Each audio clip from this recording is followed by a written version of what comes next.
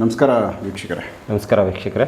So ಈಗ development ಜೀವನ ಅಭಿವೃದ್ಧಿ ಆಗೋದಕ್ಕೆ ಮತ್ತು ಕೆಲವೊಂದು ಸರಿ ಸಾಲಗಳು ಮಾಡ್ಕೊತಾರೆ, ಇಲ್ಲಿ ಲೋನ್ಗಳು ಮಾಡಿರ್ತಾರೆ, ಇಲ್ಲಿ ಯಾವುದೋ ಬಿಸ್ನೆಸ್ಗೆ ಎಲ್ಲಿಂದನೋ ಸಾಲ ತಗೊಂಡು ಇನ್ವೆಸ್ಟ್ ಮಾಡಿರ್ತಾರೆ. ಹೌದು. ಸೊ ಅದು ಬಂದು ಕೆಲವೊಂದು ಸರಿ ಸಕ್ಸಸ್ ಆಗಿಬಿಡ್ತದೆ ಯಾರೋ ಕೆಲವೊಬ್ಬೊಬ್ಬರಿಗೆ, ಇನ್ನು ಮಿಕ್ಕಿದವ್ರಿಗೆ ಅದು ಫೇಲ್ಯೂರೇ ಆಗುತ್ತೆ. ಹಾಕಿದ್ದು ಇನ್ವೆಸ್ಟ್ಮೆಂಟ್ ಕೂಡ ರಿಟರ್ನ್ಸ್ ಬರಲ್ಲ. ಹೌದು. ಸಾಲಗಳಲ್ಲಿ ತಗಲಾಕೊಂಡು ಮತ್ತು ಅದಕ್ಕೆ ಇನ್ನೆಲ್ಲೋ ಸಾಲ ಮತ್ತು ಇನ್ಯಾವುದೋ ಒಂದು ಬಡ್ಡಿಗೆ ಹತ್ರ ಹೋಗೋದು, ಕಂಪ್ಲೀಟ್ ಅವರು ಯಾವುದೋ ಒಂದು ಸಿಕ್ಕಲ್ಲಿ ಸಿಕ್ಕಾಕೊಂಡಂಗೆ ಆಗುತ್ತೆ, ಆಚೆ ಬರೋಕ್ಕೆ ಕಷ್ಟ ಆಗುತ್ತೆ. ಸೊ ಸುಮ್ಮನೆ ಇದ್ದಿದ್ರು ಆಯ್ತಿತ್ತಲ್ಲ, ಏನಕ್ಕೆ ಇಷ್ಟು ತಲೆ ಮೇಲೆ ಹಾಕ್ಕೊಂಡೆ ಅಂತ ಅನಿಸುತ್ತೆ. ಸೊ ಈ ಒಂದು ರಿಸ್ಕಲ್ಲಿ ಸಿಕ್ಕಾಕೊಂಡವ್ರಿಗೆ ನಿಮ್ಮ ಒಂದು ಸಜೆಷನ್ಸು, ಜೀವನ ಅಭಿವೃದ್ಧಿ ಆಗೋದಕ್ಕೆ ಈ ಥರ ತೊಂದರೆಗಳಲ್ಲಿ ಸಾಲಗಳಲ್ಲಿ ಸಿಕ್ಕಾಕೊಂಡಿರೋರು ಯಾವ ಥರ ಆಚೆ ಬರ್ಬೋದು? ಇದು ನೋಡಿ ಸರ್, ಈಗ ತುಂಬ ಜನಕ್ಕೆ ಎಲ್ಲರ ಮನೇಲೂ ಎಲ್ಲ ಸಮಸ್ಯೆಗಳು ಇರುತ್ತೆ. ಆದರೆ ತುಂಬ ಜನ ಕೆಲವರು ಗೊತ್ತಿರೋರ ಹತ್ರ ಹೋಗಿ ಎಲ್ಲೋ ಪರಿಹಾರಗಳು ತೊಗೊಂಡಿರ್ತಾರೆ, ಕೆಲವ್ರಿಗೆ ಒಳ್ಳೇದಾಗಿರುತ್ತೆ. ಇನ್ನು ಕೆಲವರು ಎಲ್ಲೆಲ್ಲ ಹೋಗಿರ್ತಾರೆ, ಪರಿಹಾರಗಳು ಆಗಿರಲ್ಲ. ಕೆಲವರು ತುಂಬ ಕಡೆ ಹೋಗಿ ಪರಿಹಾರನೂ ಆಗಿರಲ್ಲ. ಇದು ನಾನು ಕೊಡೋದು ಏನಂದರೆ, ಯಾವುದೇ ಥರ ಕೆಲಸಗಳು, ಕೆಲವ್ರಿಗೆ ಜಮೀನು ಆಗಿರಲ್ಲ, ಜಮೀನಲ್ಲಿ ಏನೋ ಸಮಸ್ಯೆ ಇರುತ್ತೆ, ಇಲ್ಲ ತುಂಬ ಸಾಲಕ್ಕೆ ಸಿಕ್ಕಾಕೊಂಡ್ಬಿಟ್ಟಿರ್ತಾರೆ, ಎಷ್ಟೇ ಹಣ ಬಂದರೂ ಕೈಯಲ್ಲಿ ದುಡ್ಡು ನಿಲ್ತಾ ಇರಲ್ಲ, ಇಲ್ಲ ಒಂದು ಜಾಬ್ ಸಿಗಲ್ಲ, ಏನೋ ಒಂದು ಒಳ್ಳೆ ಕೆಲಸಕ್ಕೆ ನಾನು ಕೊಡೋ ಪರಿಹಾರಗಳನ್ನ ನಮ್ಮ ವೀಕ್ಷಕರು ಅವ್ರು ಮಾಡಿಕೊಂಡ್ರೆ ಇದು 100% ವರ್ಕ್ ಆಗುತ್ತೆ. ಒಂದು 3 ವಾರ ಮಾಡ್ಕೋಬೇಕು. ಯಾವ ಥರ ಮಾಡ್ಕೋಬೇಕು ಅಂದರೆ, ಯಾವತ್ತಾದರೂ ಒಂದಿನ ಶುಕ್ರವಾರ ಶುದ್ಧವಾಗಿ ಬೆಳಗ್ಗೆ ಎದ್ದು ತಲೆಗೆ ಒಂಚೂರು ಹರಳೆಣ್ಣೆ ಹಚ್ಕೊಂಡು ಸ್ನಾನ ಮಾಡಿಕೊಂಡು ಹೋಗ್ಬಿಟ್ಟು ಸೀದಾ ಒಂದು ಯಾವುದಾದ್ರೂ ಒಂದು ಅಂಗಡಿಗೆ ಹೋಗಿ ಒಂದು ಬೀಗದ ಕೈ ತೊಗೊಂಬರ್ಬೇಕು. ಬೀಗ ಅದು ಬಾರ್ಗೇನಿಂಗ್ ಮಾಡಬಾರ್ದು, ಅಂದರೆ ಚೌಕಾಸಿ ಮಾಡಬಾರ್ದು. ಅದನ್ನು ಅಂಗಡಿಗೆ ಹೋಗಿ ಒಂದು ಬೀಗ ಕೊಡಪ್ಪ ಅಂದ್ರೆ ಅದು ಮಿನಿಮಮ್ ಸ್ವಲ್ಪ ಮೀಡಿಯಮ್ ಸೈಜ್ ಇರಬೇಕು. ಯಾಕಂದರೆ ಅದು ಎಲ್ಲಾದರೂ ಕೊಟ್ಟಾಗ ಅದು ಬೇರೆ ಕಡೆ ಯೂಸ್ ಆಗಬೇಕು. ನಾವು ಅದನ್ನು ಎಲ್ಲಿ ಕೊಡಬೇಕು ಅಂತ ಹೇಳ್ತೀನಿ. ಈಗ ನಾರ್ಮಲಾಗಿ ಒಂದು ಸಣ್ಣದ ಬೀಗದ ಕೈ ಕೊಟ್ಟರೆ ಅವರು ನೋಡ್ಬಿಟ್ಟು ಎತ್ತಿ ಸೈಡ್ಗೆ ಇಡ್ತಾರೆ, ಯಾರಿಗೆ ದಾನ ಕೊಟ್ಟರು. ಒಂದು ಸಣ್ಣದ ಬೀಗದ ಕೈ ವರ್ಕ್ ಆಗಲ್ಲ. ಒಂದು ಸ್ವಲ್ಪ ಮೀಡಿಯಮ್ ಸೈಜಲ್ಲಿ ಕೊಟ್ಟರೆ ಅದು ಅಟ್ಲೀಸ್ಟ್ ಒಂದು ಡೋರ್ಗಾದರೂ ಹಾಕ್ಕೊಳ್ಳೋಕ್ಕಾಗುತ್ತೆ. ಬಟ್ ಅದು ಡೋರ್ಗೆ ಹಾಕ್ಕೊಳ್ಳಿ ಅಂತ ನಾನು ಹೇಳ್ತಾ ಇಲ್ಲ, ಸ್ವಲ್ಪ ಮೀಡಿಯಮ್ ಸೈಜಲ್ಲಿ ತೊಗೊಳ್ಳಿ ಅಂತ ನಾನು ಹೇಳ್ತಾ ಇದ್ದೀನಿ. ಯಾವ ಥರ ಅಂದರೆ, ನೀವು ಶುಕ್ರವಾರ ಬೆಳಗ್ಗೆ ತಲೆಗೆ ಒಂಚೂರು ಹರಳೆಣ್ಣೆ ಹಚ್ಕೊಂಡು ಸ್ನಾನ ಮಾಡ್ಕೋಬೇಕು. ಹರಳೆಣ್ಣೆ ಹಚ್ಕೊಂಡು ಯಾಕೆ ಸ್ನಾನ ಮಾಡ್ಕೋಬೇಕಂದ್ರೆ ದೇಹ ಶುದ್ಧಿ ಆಗೋದಕ್ಕೆ. ನಾವೀಗ ಯಾವುದಾದ್ರೂ ಹಬ್ಬ ಹರಿದಿನಗಳು, ಯುಗಾದಿ ಹಬ್ಬ ಬಂದಾಗ ನಾವು ಮೈಗೆಲ್ಲ ಹರಳೆಣ್ಣೆ ಹಚ್ಕೊಂಡು ಸ್ನಾನ ಮಾಡ್ತೀವಲ್ಲ, ಆ ಥರ ಇದು ಯಾವುದೇ ಒಂದು ಒಳ್ಳೆ ಕೆಲಸಕ್ಕೆ ಹೋಗ್ಬೇಕಾದ್ರೆ, ಒಂದು ಪೂಜೆ ಪುನಸ್ಕಾರಗಳು, ಹೋಮ ಹವನಗಳು ಮಾಡಬೇಕಾದ್ರೆ ಪ್ರತಿಯೊಬ್ಬರೂ ಒಂದು ಸ್ವಲ್ಪ ತಲೆಗೆ ಒಂಚೂರು ಹರಳೆಣ್ಣೆ ಹಚ್ಕೊಂಡು ಸ್ನಾನ ಮಾಡಿದ್ರೆ ಅದು ತುಂಬ ಉತ್ತಮ, ತುಂಬ ಒಳ್ಳೆಯದಾಗುತ್ತೆ. ಯಾವುದೇ ಕೆಲಸಕ್ಕೆ ಹೋಗೋ ಸಕ್ಸಸ್ ಆಗುತ್ತೆ. ಇದೇ ಥರನೇ ಸಾಲದ ಸಮಸ್ಯೆಗಳು, ಕೆಲವೊಂದು ಕೆಲಸಗಳು ಯಾರಿಗೂ ಆಗ್ತಾ ಇರಲ್ವೋ ಅಂಥವ್ರೆಲ್ಲ ಏನು ಮಾಡಬೇಕು ಅಂತಂದರೆ, ಮೊದಲಿಗೆ ತಲೆಗೆ ಒಂದು ಸ್ವಲ್ಪ ಹರಳೆಣ್ಣೆ ಹಚ್ಕೊಂಡು ಸ್ನಾನ ಮಾಡ್ಕೋಬೇಕು. ಅದಾದಮೇಲೆ ಸೀದಾ ಅಂಗಡಿಗೆ ಹೋಗಬೇಕು, ಒಂದು ಬೀಗದ ಕೈ ತೊಗೊಂಬರ್ಬೇಕು. ಆ ಬೀಗನ ಓಪನ್ ಮಾಡಬಾರ್ದು ಯಾವುದೇ ಕಾರಣಕ್ಕೂ.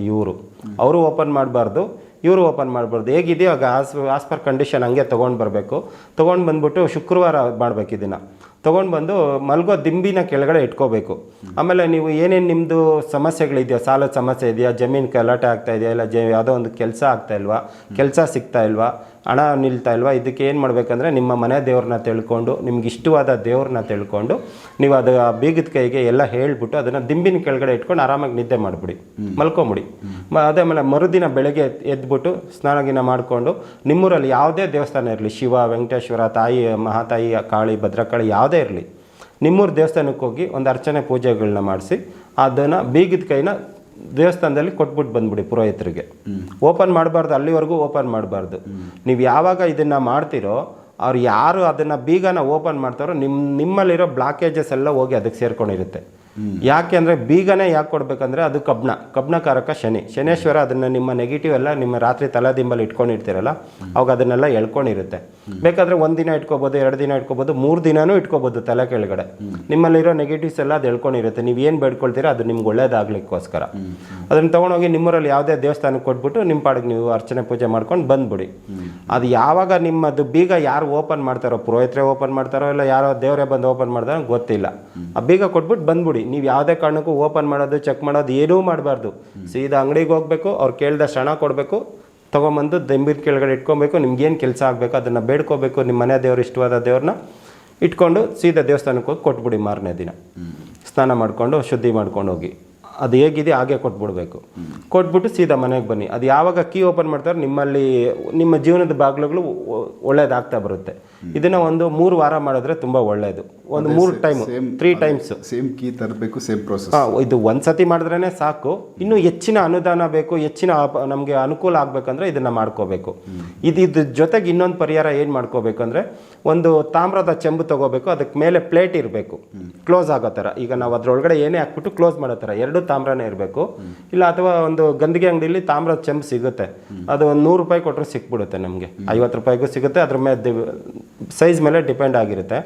ಬೇಕಾದರೆ ತೊಗೋಬೋದು. ಒಂದು ತಾಮ್ರದ ಚೆಂಬು ತಗೊಂಡು ಅದಕ್ಕೆ ಅದ್ರ ಒಳಗಡೆ ಒಂದು ಸ್ವಲ್ಪ ಲಾವಂಚ ಬೇರು ಹಾಕಬೇಕು. ಅದ್ರ ಜೊತೆಗೆ ಲಾವಂಚ ಬೇರು ಮತ್ತು ಹೆಸ್ರು ಕಾಳು, 1 ಇಡಿ ಹೆಸ್ರು ಕಾಳು, 1 ಇಡಿ ಕಪ್ಪು ಉದ್ದಿನ ಕಾಳು, ಅದನ್ನು ತೊಗೊಂಡ್ಬಿಟ್ಟು ಅದಕ್ಕೆ ನಾವು ಅದನ್ನು ತೊಗೊಂಡು ಅದಕ್ಕೊಂದು ಸ್ವಲ್ಪ ಅರಿಶಿನ ಕುಂಕುಮ ಹಾಕಿ ಆ ಚೆಂಬು ಒಳಗಡೆ ನಮಗೆ ಏನು ಕಷ್ಟ ಇದೆಯೋ, ಹಣದ ಸಾಲ ತೀರಬೇಕಾ, ಹಣ ಬರಬೇಕಾ, ನಿಮ್ಗೆ ಏನು ಕೆಲಸ ಆಗಬೇಕು ಅದನ್ನು ತಿಳ್ಕೊಂಡು ಅದನ್ನು ನೀವು ತೊಗೊಂಡೋಗಿ ನಿಮ್ಮ ದಿಂಬ ಹತ್ರ ಇಟ್ಕೊಂಡು ಮಲಗ್ಬಿಡಿ ಒಂದಿನ. 2ನೇ ದಿನ 2 ದಿನ ಆಗಲಿ 3 ದಿನ ಆಗಲಿ 4 ದಿನ ಆಗಲಿ ನೀವು ಅದು ದಿಂಬ ಹತ್ರನೇ ಇರಬೇಕು. ಯಾವುದೇ ಕಾರಣಕ್ಕೂ ಒಂದು ಸತಿ ಕ್ಯಾಪ್ ಕ್ಲೋಸ್ ಮಾಡಿದ್ಮೇಲೆ ಮತ್ತೆ ಓಪನ್ ಮಾಡಬಾರ್ದು. ಅದರೊಳಗಡೆ ಏನಿರಲ್ಲ, ನೀವೇ ಹಾಕಿರ್ತೀರ ಏನು ಐಟಮ್ ಹಾಕಿರ್ತೀರ ಅಂತ. ಅದನ್ನು ಮಾಡಿಬಿಟ್ಟು ಎಲ್ಲಾದರೂ ಹರಿಯೋ ನದಿ ಇರ್ಬೋದು, ಕೆರೆ ಕುಂಟೆ ಬಾವಿ ಎಲ್ಲೇ ಇರಲಿ, ನೀರು ಹರಿತಾ ಇರಬೇಕು. ಅದು ಒಳ್ಳೆ ನೀರು. ಮತ್ತು ಎಲ್ಲೆಲ್ಲೋ ಬೆಂಗಳೂರಲ್ಲೆಲ್ಲ ಬರೀ ಮೋರಿ ನೀರು ಹರಿತಾ ಇರುತ್ತೆ, ಅಲ್ಲೆಲ್ಲ ಬಿಡಬಾರ್ದು. ಎಲ್ಲಾದರೂ ಒಂದು ಸ್ವಲ್ಪ ನೋಡಿ, ಈಗ ಕೆರೆ ತುಂಬಿರುತ್ತೆ, ಕೆರೆ ನೀರು ತುಂಬಿ ಹರಿತಾ ಇರುತ್ತೆ, ಅಲ್ಲೂ ಬಿಡ್ಬೋದು. ಇಲ್ಲ ಎಲ್ಲಾದರೂ ಪುಣ್ಯಕ್ಷೇತ್ರಗಳು, ಶ್ರೀರಂಗಪಟ್ಟಣ, ನಂಜನಗೂಡು, ನಿಮಿಷಾಂಬ, ಧರ್ಮಸ್ಥಳ, ಕುಕ್ಕೆ, ಎಲ್ಲೇ ಸಂಗಮ ಈ ಥರ ಹೋದಾಗ, ಮುತ್ತತ್ತಿ ಆ ಥರ ಅಲ್ಲೂ ಹೋದಾಗೂ ಬಿಡ್ಬೋದು.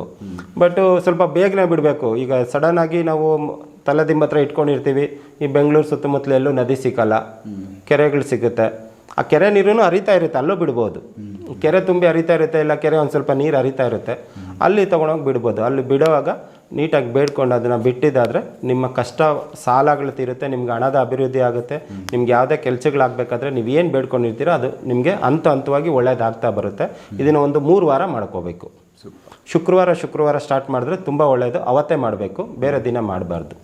ಸೊ ಇದರಿಂದ ಸಾಲ ಮುಕ್ತಿ ಆಗುತ್ತೆ. ನಿಮಗೆ ಬೇರೆ ಯಾವುದೇ ಕೆಲಸಗಳಾಗ್ತಾ ಇರಲ್ಲ ಅಂತಿದ್ರೆ ಆ ಕೆಲಸಗಳು ನಿಧಾನಕ್ಕೆ ನಿಮಗೆ 100% ರಿಸಲ್ಟ್ ಕೊಡುತ್ತೆ. ಇದು ತುಂಬ ಒಳ್ಳೆ ಪರಿಹಾರ. ಇದನ್ನು ಮಾಡ್ಕೊಳ್ಳಿ, ತುಂಬ ಸಕ್ಸಸ್ ಕಾಣ್ತೀರ ಅಭಿವೃದ್ಧಿ. ಹೌದು. ಸೊ ವೀಕ್ಷಕರೇ, ಇದೊಂದು ಇದ್ರ ಜೊತೆಗೆ ಬೇಕು ಅಂತಂದರೆ ಇದು ಸಾಲ ಪರಿಹಾರ ಮತ್ತು ಹಣ ಬರೋದಕ್ಕೂ ಆಗುತ್ತೆ, ಹೋಗೋದಕ್ಕೂ ಆಗುತ್ತೆ, ನಿಮಗೆ ಸಾಲ ತೀರೋದಕ್ಕೂ ಆಗುತ್ತೆ. ಇದ್ರ ಜೊತೆಗೆ ಬೇಕು ಅಂತಂದರೆ ಹಣ ನಿಲ್ತಾ ಇಲ್ಲ ಕೈಯಲ್ಲಿ, ಎಷ್ಟೇ ಹಣ ನಿಲ್ತಾ ಇಲ್ಲ ಅಂದರೆ ಅದಕ್ಕೆ ಒಂದು ಪರಿಹಾರ ಇದೆ. ಇದ್ರ ಜೊತೆದೇ ಹೇಳ್ಬಿಡಿ ಅಂದರೆ ನಾನು ಹೇಳ್ತೀನಿ, ಇಲ್ಲ ಬೇರೆ ಎಪಿಸೋಡ್ ಮಾಡೋಣ ಅಂದರೆ ಮಾಡಿಬಿಡೋಣ. ಹೇಳ್ಬಿಡಿ, ಇದರಲ್ಲಿ ಹೇಳ್ಬಿಡಲ್ಲ ಚಿಕ್ಕದಾಗಿ.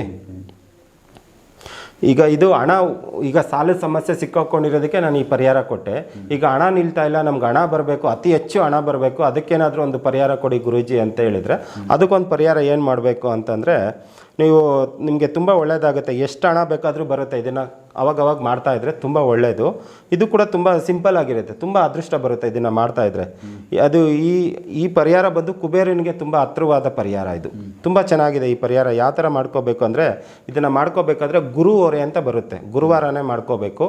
ಒಂದು ಗುರು ಹೊರೆ ಅಂತ ಒಂದು ಟೈಮಿಂಗ್ ಇರುತ್ತೆ. ಗುರುವಾರ ಸಂಜೆ 6ರಿಂದ 7 ಗಂಟೆಯಲ್ಲಿ ಮಾಡ್ಕೋಬೇಕು. ಇಲ್ಲ ಆದರೆ ಇಲ್ಲ ಅಂತಂದರೆ ಗುರು ಪುಷ್ಯ ನಕ್ಷತ್ರ ಅಂತ ಒಂದು ಬರುತ್ತೆ, ಅವತ್ತಿನ ದಿನ ಮಾಡ್ಕೋಬೇಕು. ಇಲ್ಲಾಂದರೆ ನಾರ್ಮಲಾಗಿ ಯಾವುದಾದ್ರೂ ಅಮಾವಾಸ್ಯೆ ಗುರುವಾರ ಇರಬೇಕು, ಇಲ್ಲ ಅಂತಂದರೆ ಅಮಾವಾಸ್ಯೆ ಗುರುವಾರಕ್ಕಿಂತ ತುಂಬ ಒಳ್ಳೆಯದು ಹುಣ್ಣಿಮೆ ದಿನ ಇರಬೇಕು. ಅವತ್ತಿನ ದಿನ ಗುರುವಾರನೇ ಬಂದಿರಬೇಕು. ಇಲ್ಲಾಂದರೆ ಆ ಗುರುವಾರ ದಿನ ಯಾವುದಾದ್ರು ಒಂದು ಒಳ್ಳೆ ಹಬ್ಬ ಇರಬೇಕು, ಹಬ್ಬ ಹರಿದಿನ ಇರಬೇಕು.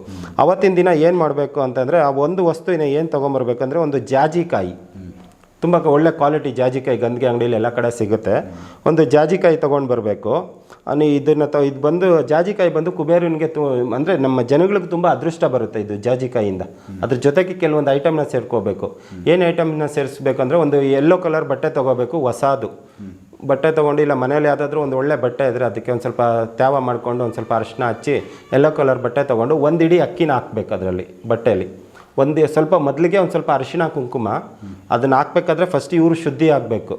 ತಲೆಗೊಂಚೂರು ಹರಳೆಣ್ಣೆ ಹಚ್ಕೊಂಡು ಸ್ನಾನ ಮಾಡಿಕೊಂಡು ಪರಿಶುದ್ಧವಾಗಿರಬೇಕು. ದೇವ್ರ ಮನೇಲಿ 2 ತುಪ್ಪದ ದೀಪ ಹಚ್ಚಿರ್ಬೇಕು. ಇದನ್ನು ಮಾಡಬೇಕಾದ್ರೆ ಕಂಪಲ್ಸರಿ ತುಪ್ಪದ ದೀಪನೇ ಹಚ್ಚಿರಬೇಕು, ಬೇರೆ ಎಣ್ಣೆ ಯಾವುದೂ ಆಗಲ್ಲ. ಇಲ್ಲ ಕೊಬ್ಬರಿ ಎಣ್ಣೆ ಹಚ್ಕೋಬೋದು ಪ್ಯೂರ್ ಇದ್ದರೆ. ಇವೆರಡರಲ್ಲಿ ಯಾವುದಾದ್ರೂ ಒಂದು ದೀಪ, 2 ದೀಪ ಹಚ್ಚಿರಬೇಕು ದೇವ್ರ ಮನೆಯಲ್ಲೇ ಮಾಡಬೇಕು. ಇದನ್ನು ಹೊರಗಡೆ ಎಲ್ಲೂ ಮಾಡೋಂಗಿಲ್ಲ. ಇಲ್ಲ ದೇವ್ರ ಫೋಟೋ ಇದ್ದರೆ ಅಲ್ಲೂ ಮಾಡ್ಕೋಬೋದು, ಇಲ್ಲ ಮನೇನ ಶುದ್ಧಿ ಮಾಡ್ಕೋಬೋದು. ಒಂದು ಯೆಲ್ಲೋ ಕಲರ್ ಬಟ್ಟೆ ತೊಗೊಂಡು ಅದರಲ್ಲಿ 1 ಇಡಿ ಅಕ್ಕಿ ಹಾಕಬೇಕು.